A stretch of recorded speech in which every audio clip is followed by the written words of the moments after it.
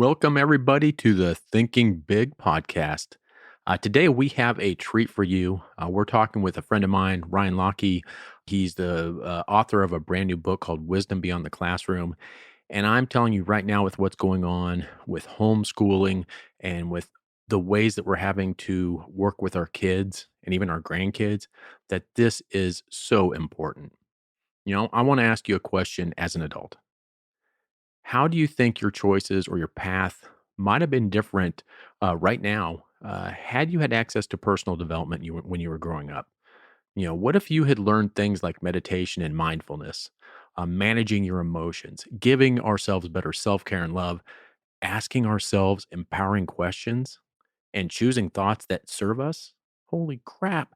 I know that I would have been much different. And here's the problem: this type of stuff is not taught in school. Generally in school, we're taught, what to think and not necessarily how to think. And this is what prompted Ryan to write his book. Ryan was a high school basketball coach. He's taught fourth through sixth grades in San Francisco, and he's even taught overseas and teaching English in South Korea. So today, we're actually going to be thinking big into our children's, our grandchildren's, and even our own mindset. Welcome to the Thinking Big podcast with Sean Osborne, the show helping you think bigger into your life and potential. Sean believes by equipping you with the tools, strategies, and philosophies required to be successful in all aspects of your life, you can achieve anything you believe in. Empowering our own growth makes a deeply positive and lasting impact on our lives, community, and our world. Now, here's Sean. I want to welcome Ryan to the show. It is such a pleasure to have you. And I can tell you the stuff that you're doing is to me, is so valuable and so needed that I just don't think people ever get this information, from, as you talk about, from schools, from society. We just don't seem to get a lot of this information of what you talk about. And before we get in, you've got you've got your new book out, and we'll definitely get to that book because that is a fantastic book. But before we do, I just want to know what really kind of drove you started. What switch flipped in your mind that said, I've really got to go and do this. I've got to. You were a former teacher, elementary school teacher. By the way, you would have hated me as a student. I was such a smart ass. But what drove you to do that? Mm-hmm. Well, first of all, Sean, thank you for having me on here. I feel very blessed to be on here, so thank you very much, and thank you for your kind words as well. What really prompted me to write this book, as you mentioned, I was an elementary teacher for a number of years, sixth grade primarily, and I would have been able to handle you, Sean. I have 30 students at a time, and they're certainly not all angels. So, that's part of it, isn't it? I think a lot of parents these days, now that they've been homeschooling and they have their kids, they're like, oh my God, we need to pay the teachers even more. This is so hard. And it is, tough. But anyway, back to your question. What really inspired me to write the book was when I was teaching, our curriculums are so jam-packed, and the subjects that we're learning, they're valuable subjects, but something to me that's as valuable, if not more valuable, is personal development. And we don't fit in time to teach that. And so when I was teaching sixth grade, I would do the best I could to empower my students, speak words of wisdom.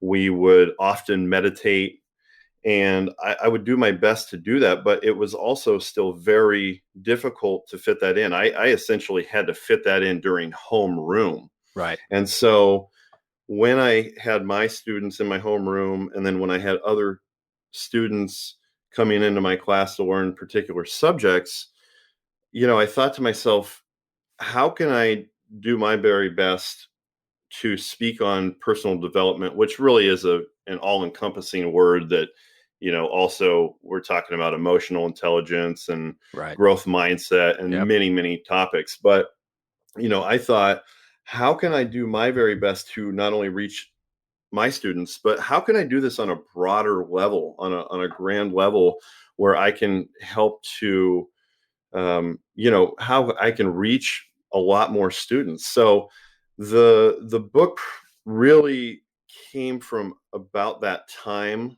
A couple years ago now, I stopped teaching, and in my daily meditation, which I have a daily meditation practice, I believe this book, because of those thoughts and those feelings, just kind of arose from that. And so I started to write a couple years ago. And so, as with anything, things do take time. But this book came to be, and really, I'm excited to share it with the world. Oh, that's fantastic. And some of the things you talk about in there, and some of the ideas that you have, and you know, you, people don't. I don't think it's well understood, or people just don't realize it, that the concept of thoughts create your feelings, which in turn create the actions that you take, which create Hmm. the results that you get. And everything starts from really starts from our thoughts and our mindset, both conscious and subconscious. What are your thoughts on that whole philosophy of the thoughts, feelings, actions, and results? Yeah, absolutely. I completely agree with what you're saying.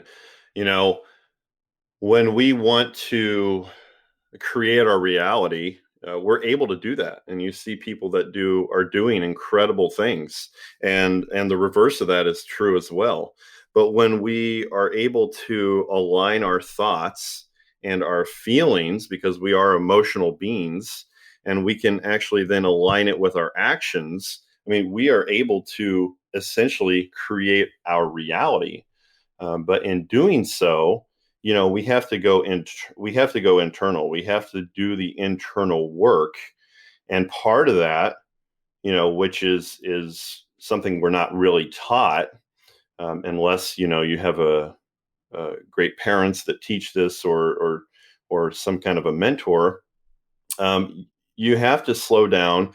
You have to take time to reflect, and I think meditation is really good for that. Um, but we essentially are able to do that. Albert Einstein has this great quote about energy, and the quote, what it actually says is that everything is energy, and that's all there is to it. Yeah. Match the frequency of the reality you want, and you cannot help but get that reality. It can be no other way. This is not philosophy. This is physics. So I believe that absolutely to be true, but it's also something that helps to be taught, right? It Yeah. helps to learn that from somebody that's already, gone down the road, and can, instill that wisdom, which is certainly very needed today. Right. And that's, it's most of us, including myself, for years, I was just really on autopilot, and Right. everything that was happening to me, well, that was just fate. That's just the way Hmm. it was, and that's the way the cookie crumbles. And we don't know what we don't know, and Right. we don't. I didn't understand that if I changed my thoughts, I would actually change my, the results that I get in my life. And I think Right. to me, that's the biggest hurdle, is having people see, how can you get students, and how can you get adults, hell, to see that, the way that you think is truly, truly what's driving the ship. And again, I was on autopilot for years. Right. That's a really good point. And I think that, you know, most people probably are, until they're really taught to, how to think, which is a lot of what the book is about. Also, when we go to school, Thinking's hard work. yeah, it is hard work. Exactly. Um, when we go to school, we're really taught what to learn, right? Like, this is what you need to learn, but we're not actually taught, like, hey, take a step back, and this is how to learn, or this is how to think. which, the questions we ask ourselves are so important, and we're not actually really taught about that. If you step back, and my first chapter is actually about that. It's called "What's in It for Me." If you step back and ask yourself specific questions, let me give you an example. Like, if I woke up today and maybe I'm in a good mood or a bad mood immediately because of something that happens. But if you step back and say, how do I want to feel today? You know, um, how do I want to present myself and go about how I do things? Little questions will determine, you know, how your day unfolds. And going back to chapter one, what's in it for me? It comes down to, if students are asked to do something that they don't want to do, there's three simple questions that are talked about that can change completely the way you look at something. Like, if you're asked to do something you don't like, we can immediately default and be in a upset about it or unhappy about it, which then we're actually, our frame of mind, we're not as intelligent as we are when we're happy and lit up from something. But if you thought, what can I actually learn from this, and how can I do this to the best of my ability, and what attitude will serve me best, just those questions that we ask ourselves, uh, they're a game changer. And so you're right, going back to being on autopilot, it is easy to be on autopilot, and to step back and to think and to be able to respond instead of just react to what's in front of us. It makes all the difference in the world. Yeah, yeah. And how we, how we react to things really is our only, to me, that is our only true freedom that we have. And Right. what's funny is, you can, you take someone who's been in a car accident. I've been in several car accidents, and Hmm. somebody will get out of the car and they're pissed off, upset. You Hmm. screwed this up. You made me late. You did this. And in another accident, someone gets out and, well, that's just, hey, that's what insurance for. No big deal. No harm, no foul. Let's go about it. So it's Right. it's not the accident that caught, because if it was the accident that caused people to get angry, Hmm. everybody would be angry at every accident. So it's not Totally. it's not the accident. It's how we react to that input. Absolutely. And uh, a quote that goes along very well with what you're talking about, and I know you're a John Maxwell fan. It's a quote that I have in my book. It's been said that life is 10% of what happens to me and 90% of how I react to it. And another quote that I have in the book comes from Eckhart Tolle, and it says, "The primary cause of unhappiness is never the situation, but thoughts about it. Be aware of the thoughts you are thinking." So, if we're able to take a step back, and that little moment of time we have before we, have like a knee jerk reaction, it makes all the difference in the world. And you're right. Accidents happen all the time, and some people respond well or react well to it, and others, they don't think about it. Right, usually when you react, and it's not the way that's bringing out your best self, it's because you didn't actually pause to take a deep breath and to think intelligently. Right. Yeah, and I truly think that, the stuff that's in your book and the stuff that is coming out right now, it is to me more meaningful now than it ever has been.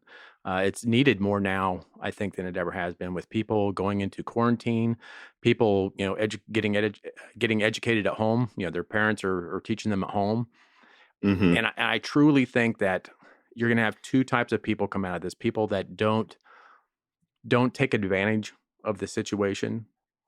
As far as, to me, if you're not learning while you're doing this, while you're in this, Mm, you've never had a time problem. You've never had a resource problem. You've had a you problem, because if you absolutely. have all this time right now and you have all this, everything's online. You can learn anything you want. So if you're not learning and if you're not developing yourself, and again, I think the number one thing to do is personal development. That's kind of the core of everything. But yeah, I think right now this is a perfect time for this book, because this is exactly what people need right now. Well, thank you for saying so, Sean. I think I agree with you. It's very true. I speak to people that, hey, how you doing right now with everything? I have people that say, I'm bored right now. And or I have people in the opposite that are taking advantage and they're learning and they're really seizing the moment. Um, but those that say they're bored, it's just like, wow. I mean, that's what you're focusing on then is not growing, not learning, Right. because everything is all the resources are at our fingertips now. Right. We have no excuse for that. So as before, maybe uh, perhaps there's a little bit more of an excuse, like, I don't know how to do this. Well, now we know how to do everything within a matter of moments, right? Right. And so, but I agree with you. This is a critical time to reflect and look at what you really need to or want to work on. And for me personally, this time has been a real blessing. I have a 5.5-month-old boy. He was actually born here in 2020. He was born on January 3rd. So my wife and I've just been soaking up this time. It has just been such a blessing to have so much good quality family time, and also to do what you're talking about and to learn and to grow. Yeah. Yeah, it's been quite a year. Where do you think education, I mean, being a former teacher, where do you think education is going to go? Wow, that's a really good question.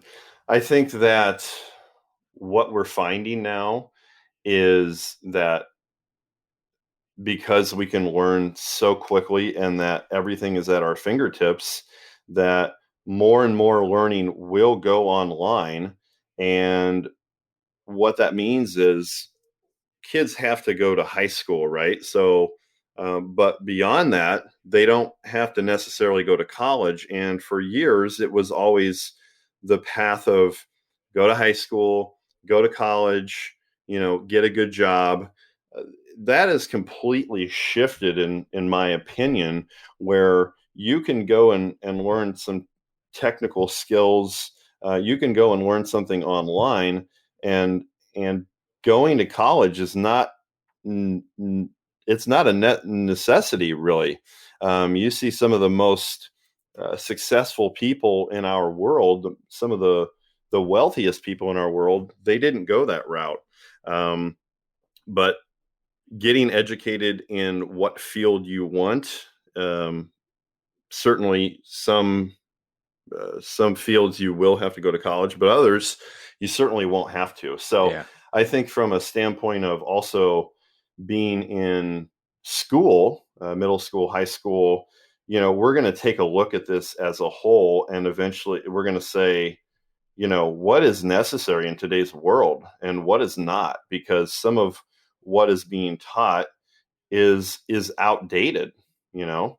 So there are some major changes that will also happen in our schools. It may take a little time, but they're certainly coming. And I believe that teaching personal development is one of those changes that will happen and is happening a little bit already.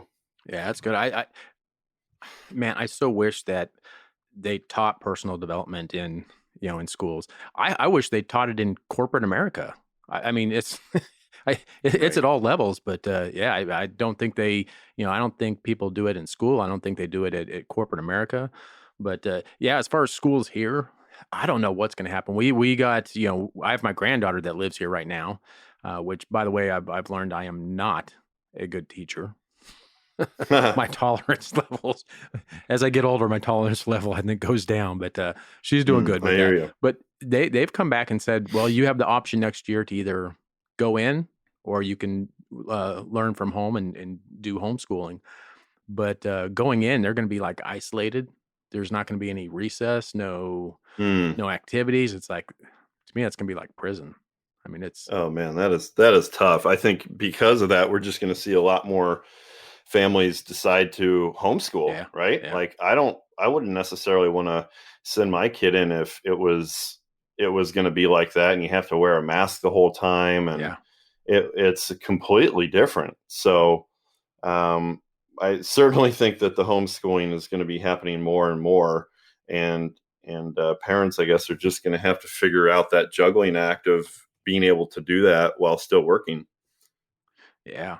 And now in your book, you mentioned it earlier, but you've got a lot of quotes within your book. And to me, I absolutely love quotes because if you ask me to go do a speech for an hour, I'm ready. I can go right now. Just give me an hour. I'll go up there and talk. If you tell me I Hmm. have to do my speech in 5 minutes, that'll take me weeks to do. Right, And right. when you when you look at some good quotes and there's so much packed into those 5, 6, 10 words that are in that quote. I mean, sometimes quotes are some of the most powerful things because you can look in them and you can keep unraveling and unraveling. What are some of your Hmm. favorite quotes within your book? Good question. One that stands out to me is a quote from Napoleon Hill, the author of Think and Grow Rich, is "You become what you think about." I think that that is one of the greatest quotes throughout the history of our time. It's one simple sentence, but means so much. And uh, you know, you become what you think about really is like your reality, your inner reality does become your outer reality. Yeah. So you really have to think what you are putting in your head, and we have thousands of thoughts a day, right? So you have to really kind of stand guard at the gate of your mind. And when you have thoughts that don't serve you, I mean, you don't have to believe all your thoughts, right? We have them all day long, but you really do become what you think about. I think that's a really a really important one. Another one that stands out to me is Tony Robbins' quote: "The secret to living is giving."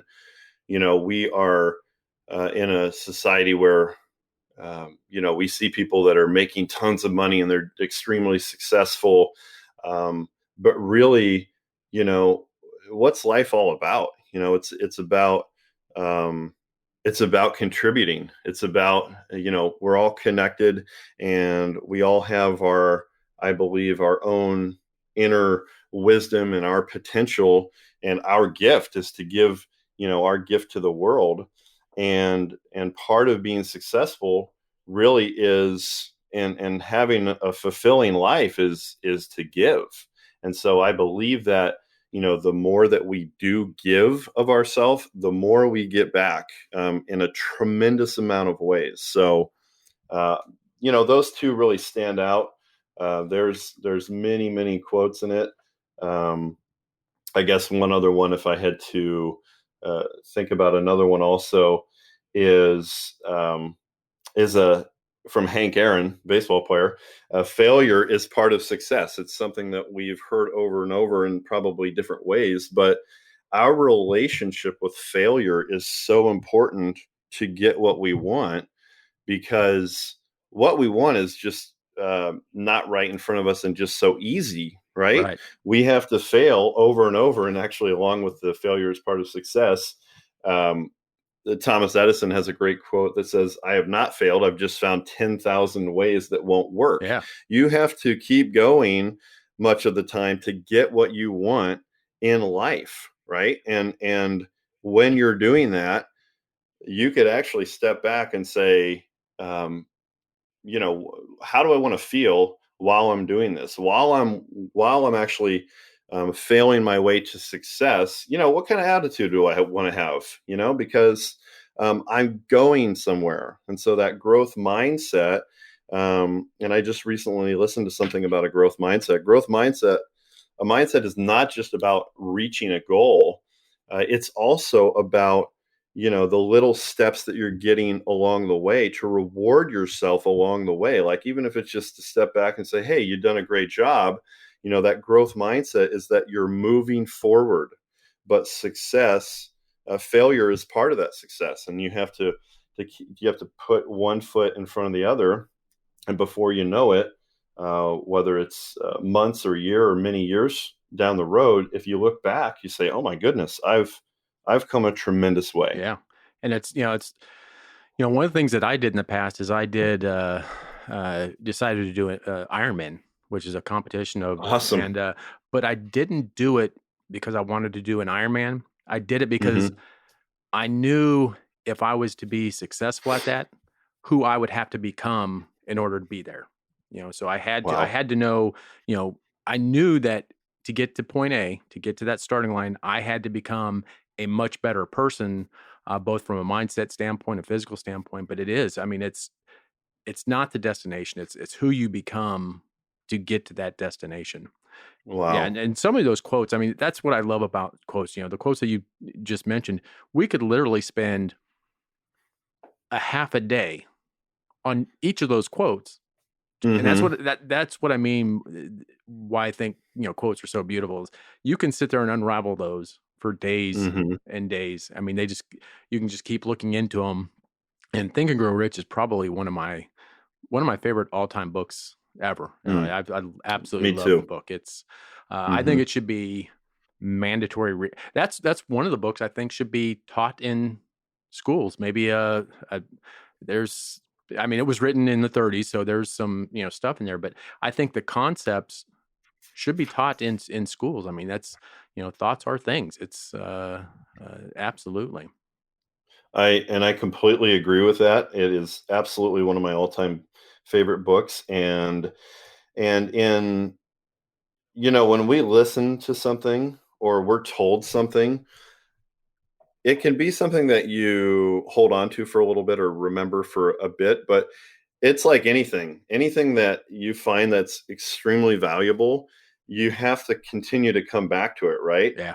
I just listened to something, gosh, it could have been just yesterday, something that Tony Robbins was talking about, and he was talking about a conversation he was having with his mentor that has passed, but Jim Rohn, and Jim was telling him about Think and Grow Rich, and that he needed to pick up this book, and Tony's like, yeah, I've read it. And Jim said, well, how many times have you read it?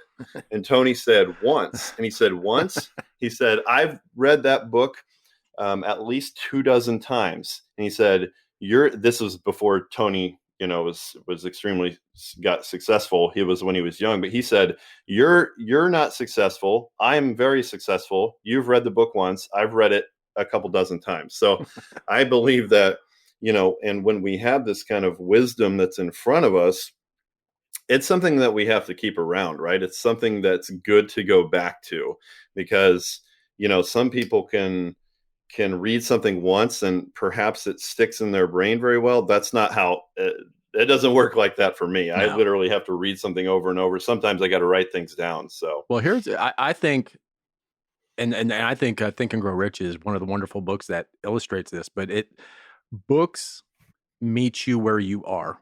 So mm, I've read Think and Grow Rich, God, at least 20 times, and mm-hmm, I swear to you, it's the same damn book, but mm-hmm, every single time it's like they just put this in here. totally, That was not there the last time I read that. It's someone absolutely. snuck some new pages in this book because clearly this was not in here the first time I read it. So yeah, I think every book is like that. We have Mm-hmm, our crap filters, that we see our mm-hmm, world through that change all the time. So when we read a book today, it's through a different filter than if we read it 2 months from now. And as we grow, mm, again, I'll read Think and Grow Rich, again this year, and it's going to mean something completely different because I'm in a different spot. yeah. And I I love that you just said that. I'm actually writing it down, that a book meets you where you are, because it's so true. I do the same as what you're saying, but I'll a lot of times, like in the morning, with I have a morning routine of working out. I have my headphones on, and I'm either it varies what I'm listening to, but often I'm listening to audiobooks, and this is one of the books I've listened to that I've thought the exact same thing that you just said. I'm like, have I not heard that before? And I'll like literally stop what I'm doing, and in my phone I like go to the notes section and I'll like write something down. I completely agree with you on that. yeah, I think I do some subconscious and conscious work, and I think your subconscious is running at like, I don't know, 4 billion bits per second, and your conscious is at like 2,000 bits per second. And it's Right. like, it's, you are losing, you are filtering out way, way more than you're getting. So, I mean, if you do something in 30 days, you're going to be different and your filter is going to be different. And that's, Absolutely. to me, that's the most that's one of the wonderful things about books is, you can keep going back to these books over and over, and they're going to change every time. And speaking of books, let's talk about your book. Let's Hmm. talk about that.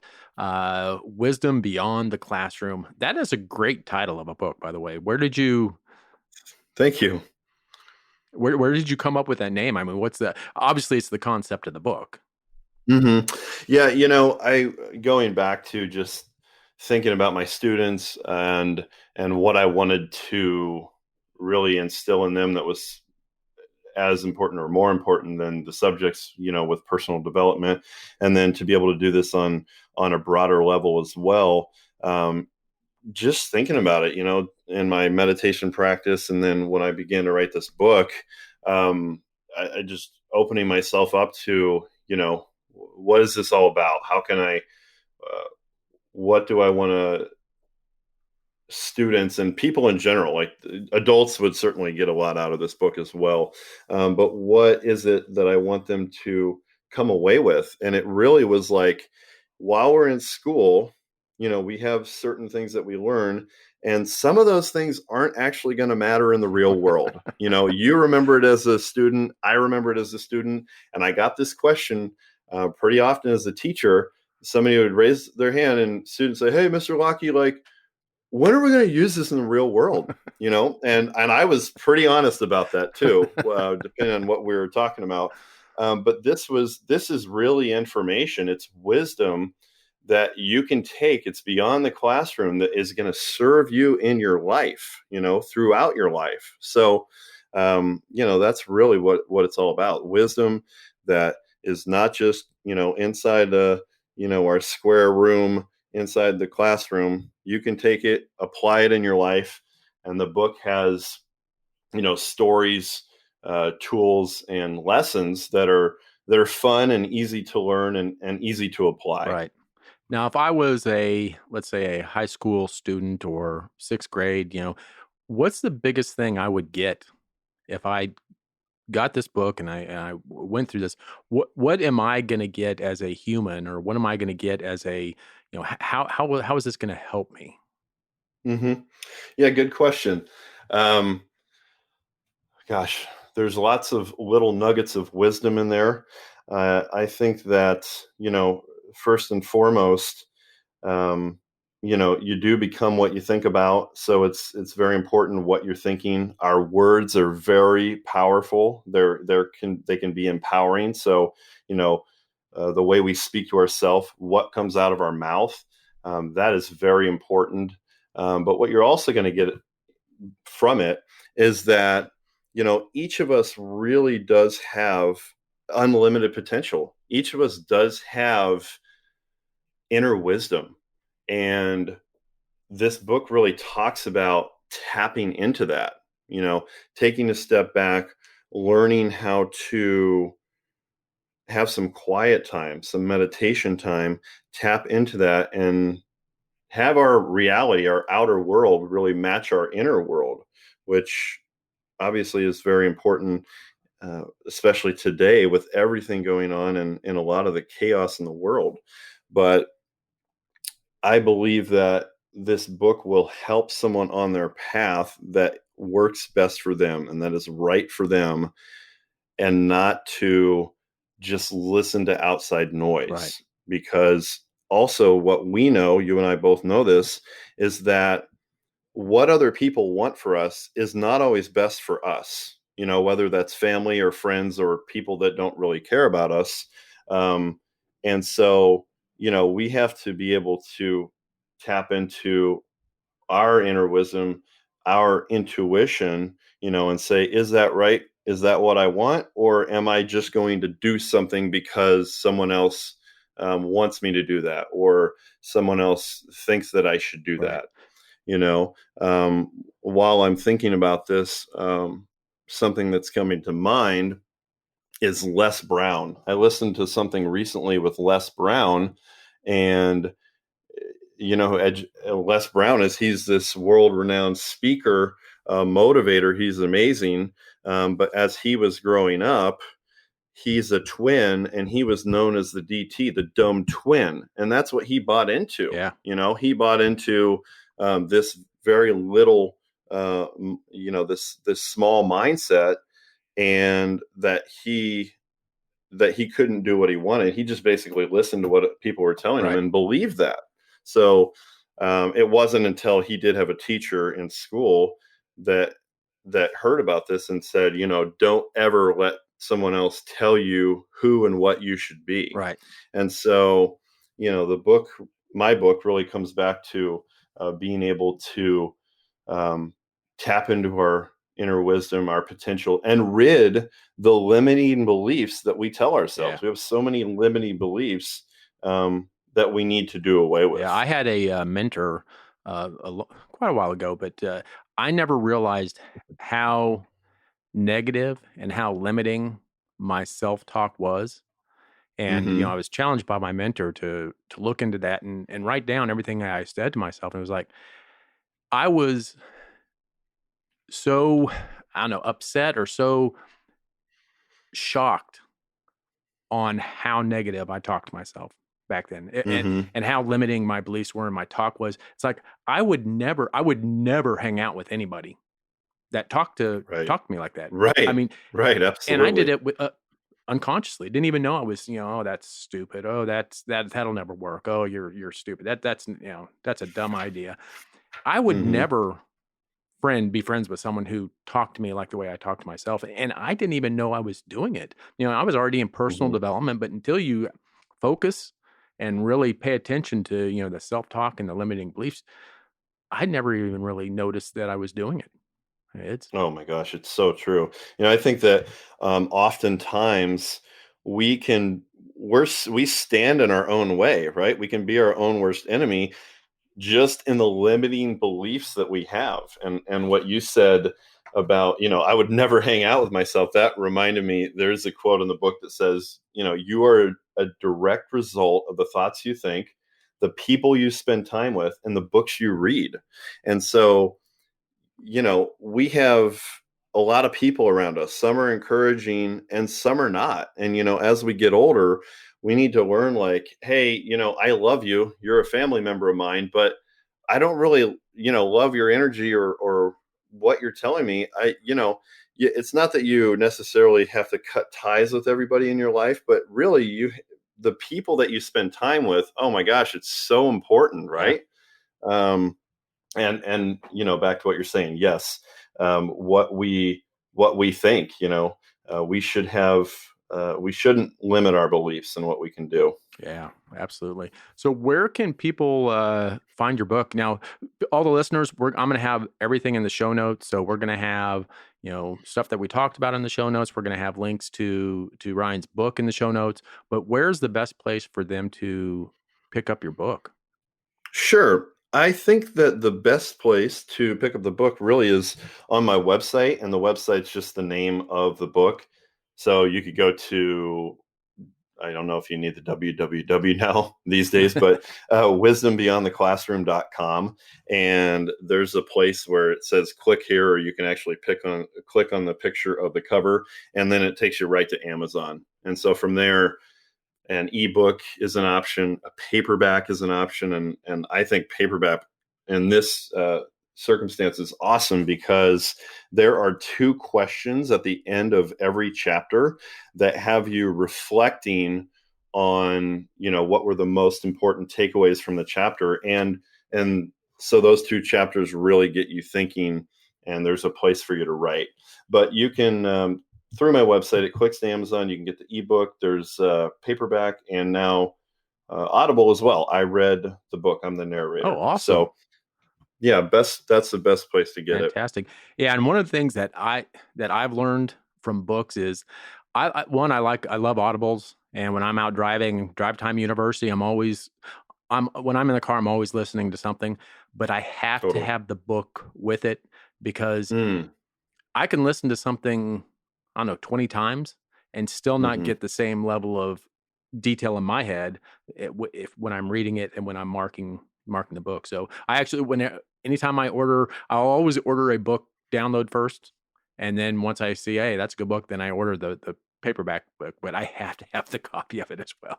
That's just how Right on. I completely agree. And we go back to we have a mutual favorite book here, but Think and Grow Rich. I had it on Audible first, and I'm like, I needed this in like a paperback, so I have the paperback. Gosh, they've gone deep with that. I even have a like a note. There's a notebook or journal that goes with it. So I completely agree. Having the book is it goes well with the Audible. Yeah, fantastic. Well, I'm telling you, it has been an absolute pleasure having you on the show.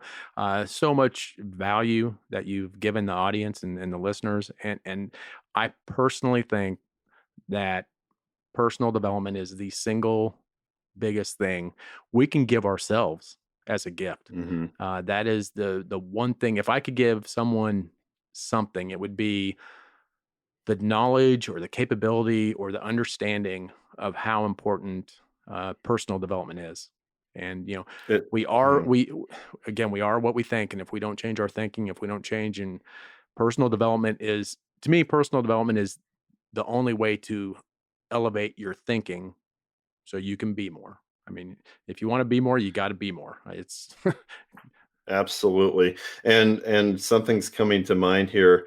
It's not a quote in my book, and I believe it comes from Will Smith. It's something I've heard, but he says, the self-discipline equals self-love. And personal development is so much about self-love and self-care, something that we really could do as a whole just a lot better job of. It's so important to give ourselves that self-love and self-care, and the book also talks about that as well. So I completely agree with you, Sean. uh, well, again, it's been fantastic having you on. I know the listeners are going to love this, and it's such a huge thing. And congratulations on the book. I mean, that's, to me, that is a huge thing to do. I know it took you, you said, years to do, but it's, man, I don't know if I could ever do that. I can't get my thoughts down like I want. So I'm just all scattered, but that is such an accomplishment, and Thank you. it is something. And again, the book will meet people where they're at. So someone reading your book tomorrow, it's going to be different in 6 months. It's we continue to grow, we continue to learn, Hmm. and our understanding of what we read continues to change as we do. So Yeah. congratulations on the book. That's absolutely that's a huge milestone. Well, thank you very much. I appreciate your kind words and for having me on here. It's been a pleasure, and I personally will be tuning into your Oh, that's podcast. great. You've had what you're doing here is awesome, and keep going with it. It's awesome. It's reaching a lot of people and inspiring a lot of Yeah, people. I say this on several podcasts, but the thing that I get most out of the podcast is being able to talk and connect with amazing people from around the world. So for me, it's a huge win for me. I absolutely love doing this. I was never an extrovert. I always thought I was an introvert, and then I Hmm. started something happened somewhere. Maybe it's personal growth. I don't know, but I became somewhat of an extrovert and absolutely love doing this. It's wonderful. That's awesome. Yeah. Well, I guess you know, you're finding that what you're doing, you just get so much joy out of it. And you're right, being able to connect with people that are doing amazing things around the world, it's pretty awesome to see. And and as our world gets smaller and smaller with technology, it is amazing to see all the great things that are happening in our world, despite things that aren't Yeah, perfect. absolutely. So I appreciate you having me on here Uh, 100%. Uh, Absolute pleasure was mine, and I will we'll talk again. Definitely want to catch up after the book's been out, and we'll do a catch up call later on. That Yeah, All right. that'd be fantastic. Well, it was so great having Ryan on the show. I truly want to thank him. If you want to go pick up a copy of his new book, just go directly to the website. It's www.wisdombeyondtheclassroom.com. and pick up his new book. It's something that, again, if you have kids at home, if you're doing stuff with homeschool this year and you have your kids and you're teaching them, this is something that is such an important thing to have them look at, have them learn. It's something that will be so much value to them. And you can also go to the show notes. All the links will be there, but you can also connect with Ryan on Facebook and Instagram. And always remember that leaders are readers. And in the show notes, it's going to be packed with all these book information. Plus, you can do, I've got a free book, a free copy of Think and Grow Rich that you can get within the show notes. And I'm also doing a 7-day free Think and Grow Rich challenge. Starting on, I think, August 17th. Go up to the show notes. You can download the book for free. You can get in this 7-day challenge for free. It's such a great thing to do. Again, thank you so much. And until next week, always remember to think big.